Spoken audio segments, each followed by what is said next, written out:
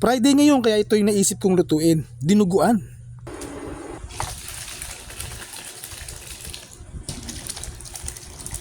Tara mga kayamyam, samahan nyo ako sa kusina ko. Lutuin natin. Let's go! Gagamit tayo ng laman ng baboy na may konting taba. Bali nga nahugasan ko na rin pala to mga kayamyam. Tapos nilagay ko sa freezer kaya na frozen. Ngayon ituto out lang natin to dito sa ating prime water. Bali 5 kilong baboy nga to mga kayamyam. Ito lang talaga yung maximum na binibili ko, hanggang 5 kilo lang. Kasi nga pinagkakasya ko lang talaga yung budget. 3 buwan na rin pala ako dito sa trabaho ko mga kayamyam. Kaya gamay na gamay ko na. Kaso minsan nga kinukulang din talaga. Lalo na kapag masarap talaga yung mga niluluto nating ulam. Nakapagbalat na rin pala ako dito ng mga gagamitin nating sangkap. Sibuyas, bawang, luya. Kaya naman hihiwain ko na to. Aba, syempre naman, alangan ng titigan mo lang.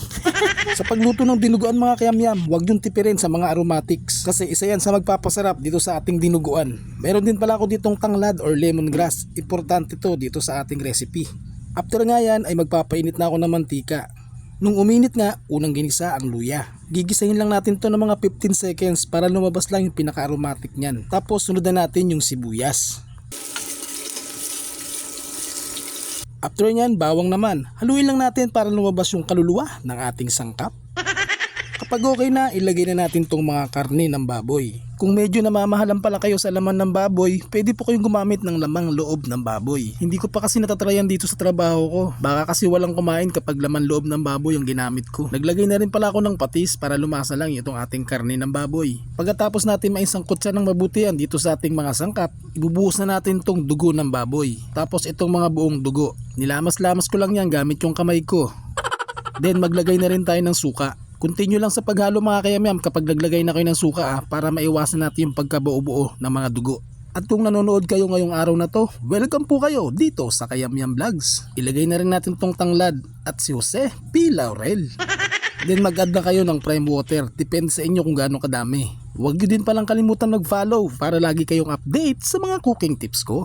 Halu-haluin lang natin to tapos pwede na tayo maglagay ng mga pampalasa. Inuna ko yung toyo ng misis mo. Gagamit din tayo ng oyster sauce, liquid seasoning, asin at crack na paminta. Haluin lang natin hanggang sa tuluyan ng kumalat yung mga pampalasang nilagay natin dyan.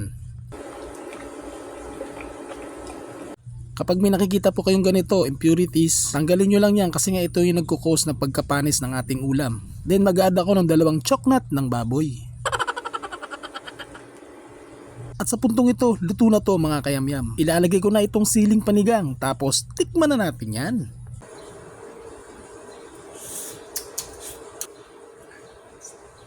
At ito na nga, ready to serve na ang ating masarap at simpleng dinuguan. Kaya kung nagustuhan niyo itong ating video, pakishare naman. Huwag niyo din kalimutan mag-follow para lagi kayong update sa mga videos ko. Maraming salamat po sa inyong panonood. Paalam, kita tayo sa mga susunod kong video.